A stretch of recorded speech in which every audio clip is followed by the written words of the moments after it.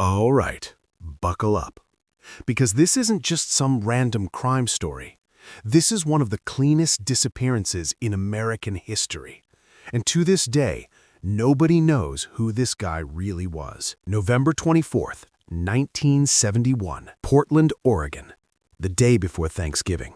Airports were packed, people trying to get home, suits everywhere, cigarette smoke hanging in the air. Yeah, this was the 70s, back when you could just walk onto a plane without taking your shoes off or getting scanned like you're entering a spaceship. Around 2 p.m., a middle-aged man walks up to the Northwest Airlines counter and buys a one-way ticket to Seattle. Cash. The name on the ticket? Dan Cooper. He looked completely normal. Mid-40s, business suit, black tie, white shirt, clean cut, calm. Not nervous, not rushed, just average, which is exactly why nobody noticed him. He boards flight 305, a short hop from Portland to Seattle, about 30 minutes in the air. He sits in the back of the plane, orders a bourbon and soda, lights a cigarette, blends in like any other businessman heading home for the holidays. Then he does something small. He hands a folded note to a flight attendant. Her name was Florence Schaffner. At first, she thinks it's just some guy trying to flirt. She doesn't even read it, slips it into her purse. That's when he leans toward her and calmly says, "Miss, you better look at that note. I have a bomb." No panic, no raised voice, just steady eye contact. She reads it. "I have a bomb in my briefcase. I want you to sit next to me." Her heart drops. She sits down beside him. He opens the briefcase just enough for her to see inside. Red cylinders, wires, a battery. It looked real. Very real. He gives her his demands, typed neatly on paper. $200,000 in cash, 4 parachutes, a fuel truck ready in Seattle. No tricks. And here's the crazy part. He's calm, completely calm, sipping his drink while organizing a hijacking like it's a business deal. Florence takes the note to the cockpit. The pilots alert air traffic control. The FBI gets involved immediately. But here's the thing. In the early 70s, hijackings weren't unheard of. Most ended peacefully, so authorities decide to cooperate. Instead of landing right away, the plane circles Seattle for nearly 2 hours to buy time to gather the money and parachutes. Passengers are told there's a minor mechanical issue. Meanwhile, Cooper just sits there, relaxed.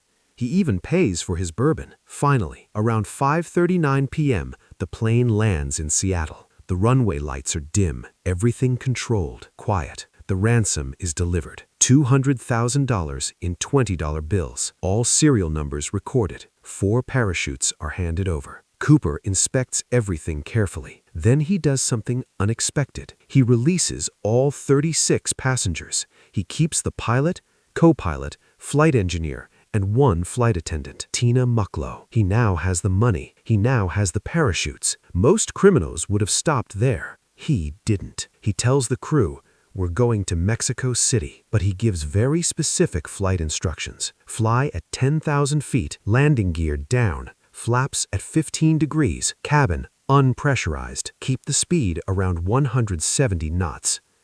That's not random guessing. That's someone who understands airplanes. At 8:30 p.m., the plane takes off again. It's dark now, pouring rain, cold. The plane heads south into the night. Somewhere over Washington State, a warning light flashes in the cockpit. The rear stairway has been activated. Here's something wild. The Boeing 727 had a rear staircase that could be lowered mid-flight, and Cooper knew that.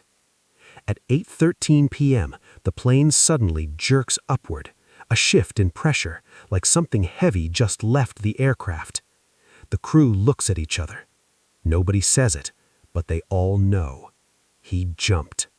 Into the darkness, into a storm, with $200,000 strapped to his body.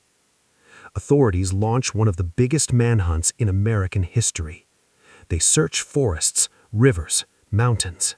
Nothing. No body, no parachute, no money. The area he likely jumped into?